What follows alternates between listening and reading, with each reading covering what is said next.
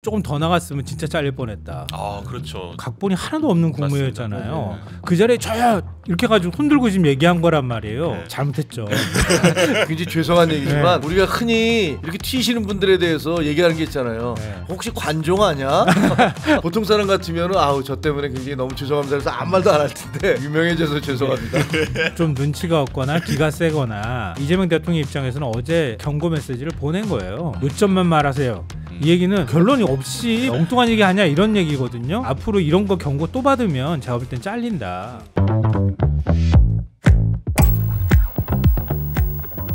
네, 우리 정치 좀 잘 부탁드립니다. 여의도를 부탁합니다. 오늘 여의도를 부탁해서는 김종혁 전 국민의힘 최고위원 안녕하세요. 안녕하세요. 네, 김성환 시사평론가 안녕하세요. 네, 안녕하세요. 두 분 모시고 얘기 나눠보겠습니다. 네, 오늘 이제 하루가 멀다 하고 막말 논란이 불거지고 있는 최동석 인사혁신처장 얘기부터 해보죠. 이 최동석 인사혁신처장 어제 오후 자기의 과거 발언에 대해서 사과문을 냈습니다. A4 용지로 넉넉하게 한 장 정도 분량인데 요약하면 그동안 고위공직자들이 매섭게 비판해온 시민의 한 사람으로서 자신의 비판으로 상처 입은 분들께 죄송하다. 이런 내용이에요. 자기가 은퇴한 경영학자고 인사조직론 전공자고 고위공직자의 문제점을 비판해 왔다. 더 나은 대한민국을 만들기 위해 비판했다. 블라블라블라 이런 내용이에요. 근데 이제 긴 입장문인데 결국 짧게 요약하면 자진 사퇴는 없다. 이런 내용입니다.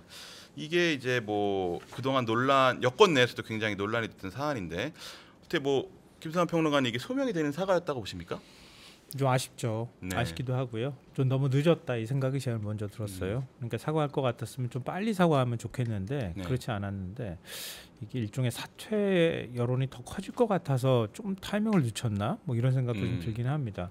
어쨌든 이거는 여권 지지자들이 바라볼 때도 매우 불편한 논쟁인 것만은 틀림이 없고요. 맞습니다.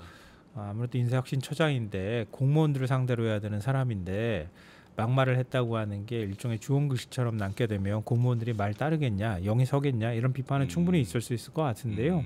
다만 어제 이제 입장문 밝힌 거 보면서 제가 하나 희망을 발견했다고 해야 될까요? 그건 네. 뭐냐면 앞으로 제가 잘못하는 것이 있다면 여러분의 비판을 겸허한 마음으로 받아들이겠습니다. 이 부분이었어요. 제가 비판한 것처럼 저도 똑같이 비판해 주세요. 이런 네. 얘기거든요. 네.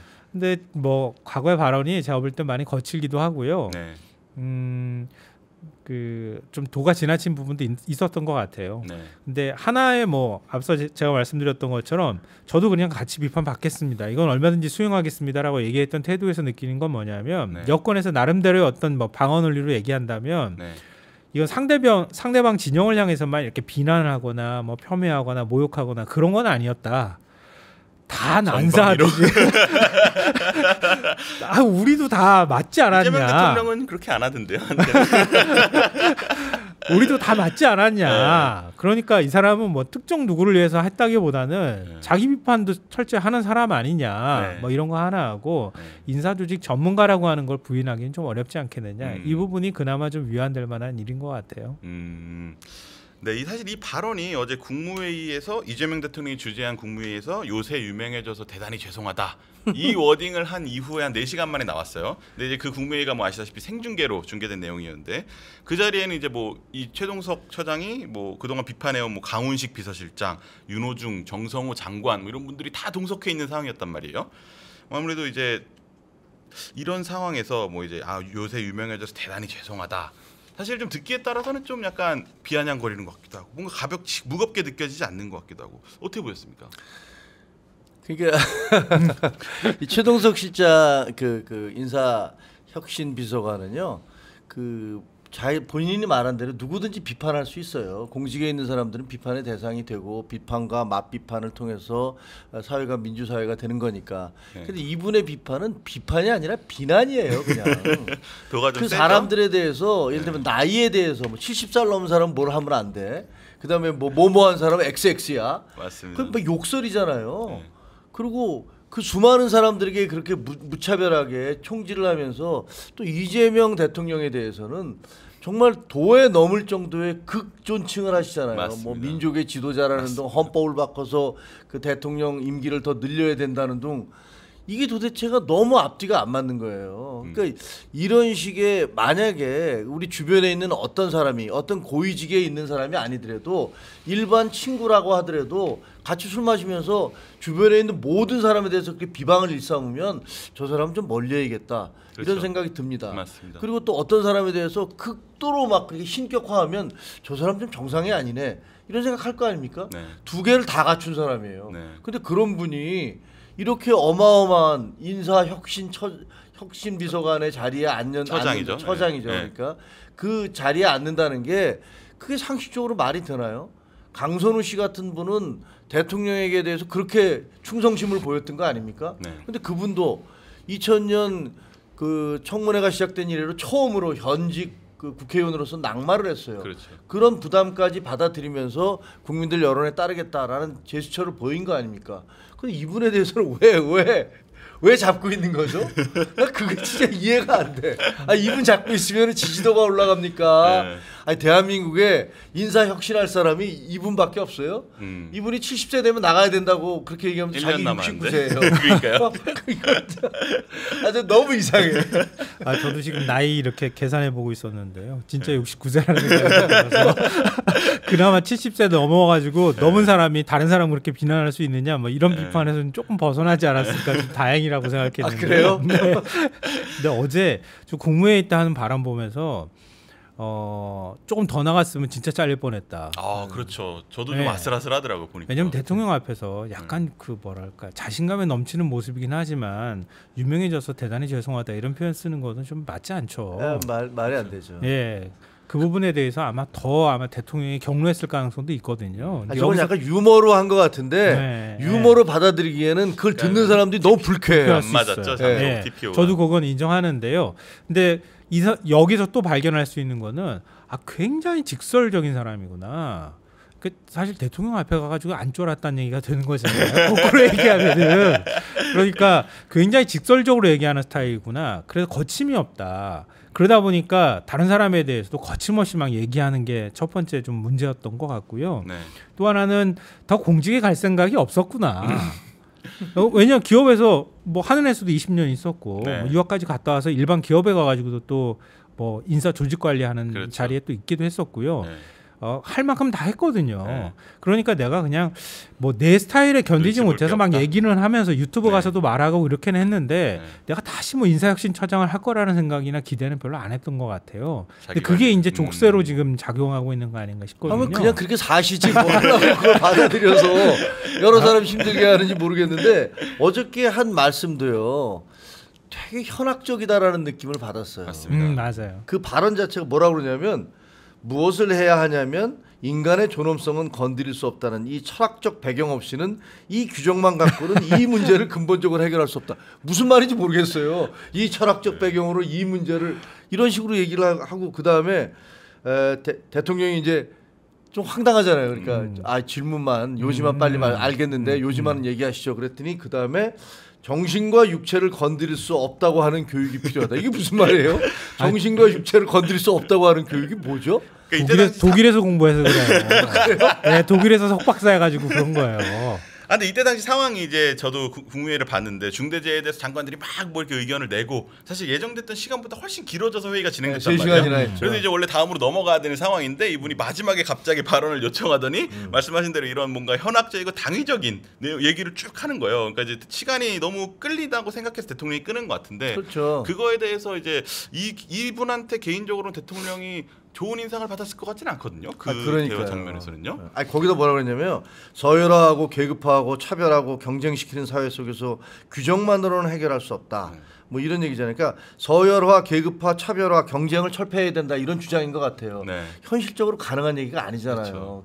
경쟁은 어떻게 보면 그 본질적인 인간의 건데 본능이죠. 인간의 네. 본질적인 거고 차별이라는데 본인이 그렇게 차별적 발언을 했으면서 무슨 차별을 철폐하라고 그러는지 그래서 참 이상하다.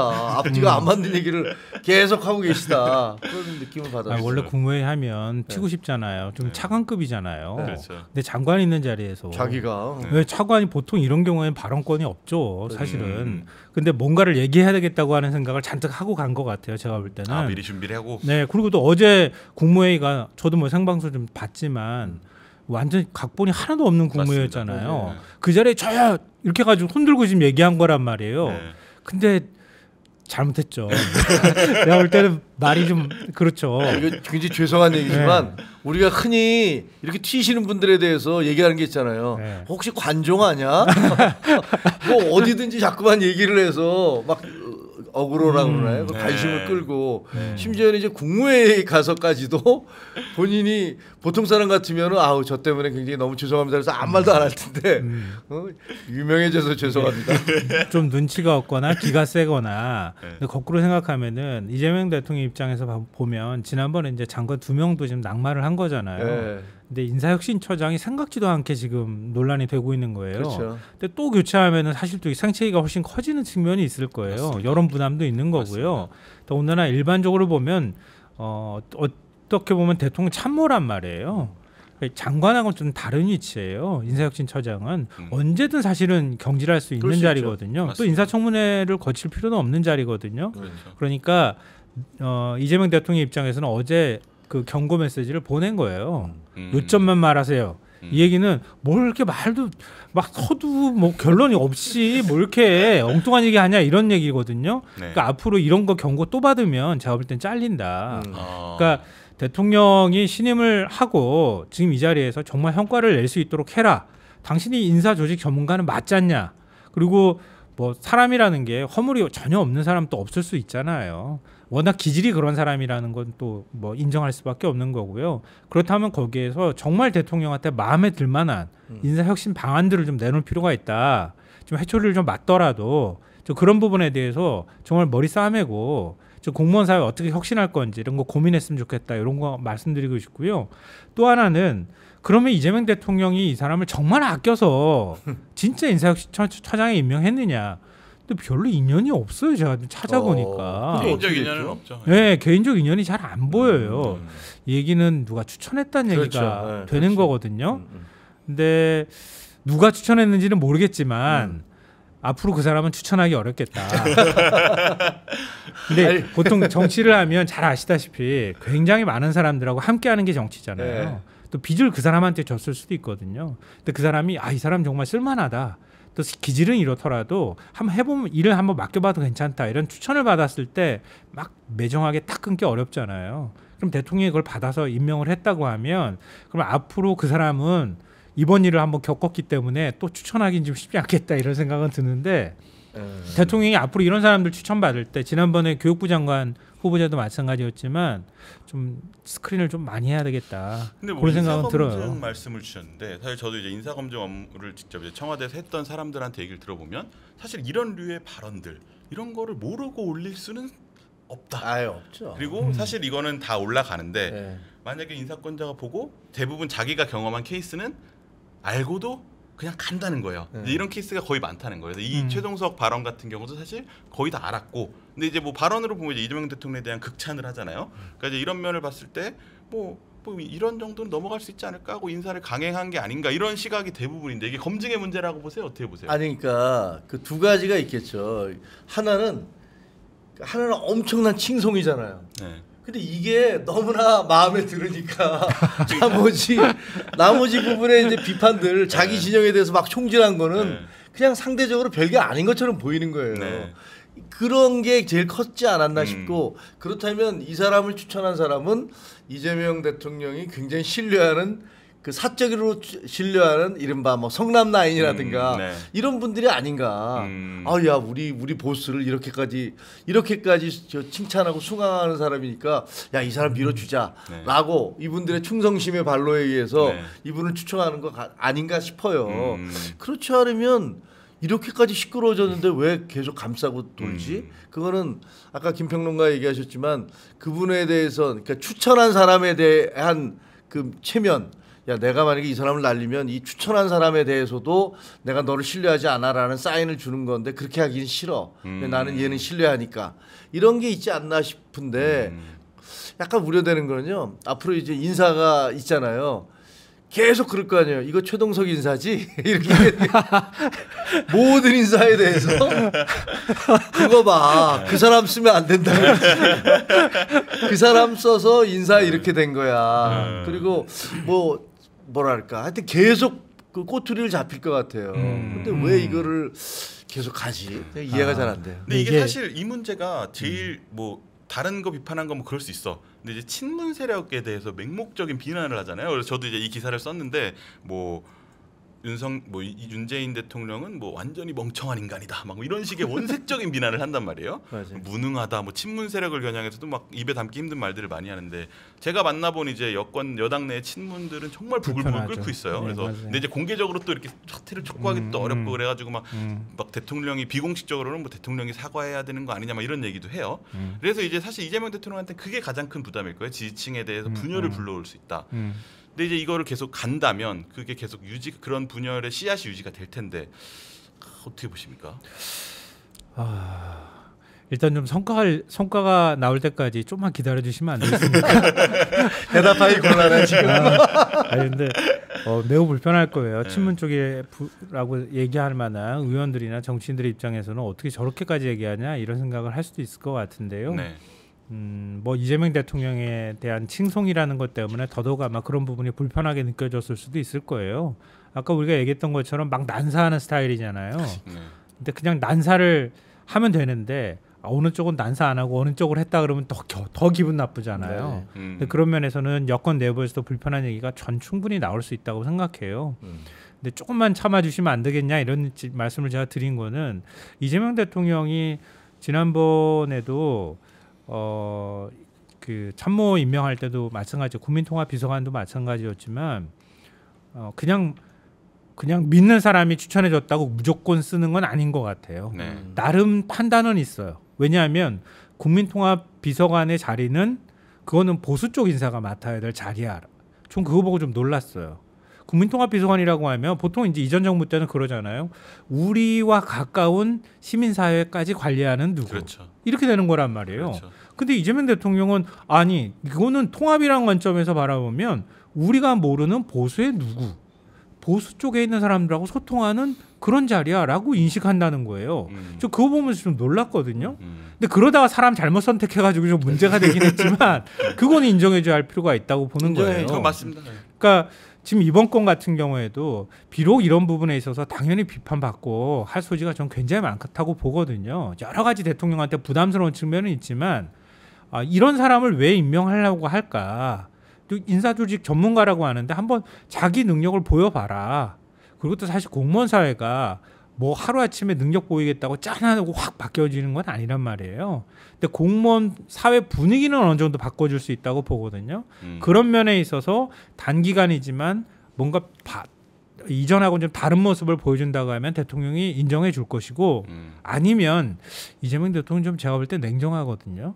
그러니까 바로 자를 거라고 봐요. 그러니까 그때까지 조금 기다려주면 안 되시겠습니까? 이렇게 제가 말씀드리고 싶은데요. 친문계 같은 경우는요. 이게 윤건영 의원이 좀 발을 한 발 뺐잖아요. 그러면서 뭐라고 했냐면 인사처장 이분이 최동석 인사처장이 말 함부로 한 데에 대해서 특히 이제 문재인 대통령 관련에 대해서 말씀 많이 과하지만 강준욱과 결이 다르다 이렇게 얘기를 하면서 약간 발을 뺐어요. 근데 이거는 진짜 뺀 게 아니고 우리가 이렇게까지 체면을 살려줄 테니 알아서 결정하세요. 그런 메시지. 라는 메시지라고 저는 봐요.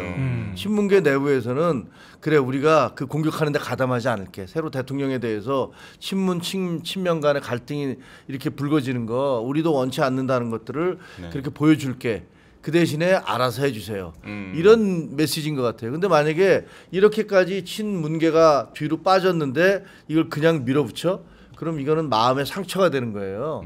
그리고 그쪽에서는 이거 뭐지? 우리가 이렇게까지 양보를 했는데 이런 식으로 우리의 체면을 안 살려준다 이 말이지? 라고 생각하면서 그 좋은 감정이 생길 수가 없어요. 그래서 저는 저는 경쟁당이니까 사실 밀상대에서 싸움이 벌어지든 말든 게 좋은 거 아니야? 제가 무슨 그걸 걱정해 줄 이유는 하나도 없습니다, 솔직히. 그렇지만 그냥 관찰해 보기에는 저기서 지금 균열이 가기 시작하는데 저거를 메꾸지 않고 그냥 가려고 그러네. 그러면 안으로 멍들 텐데 이런 생각은 들어요. 근데 정치라는 게 안에서 내부적인 경쟁이 굉장히 치열하잖아요. 있었잖아요. 맞아요. 그리고 내부에서도 권력이 계속 바뀌어가는 과정들이 그렇죠. 있을 거고요.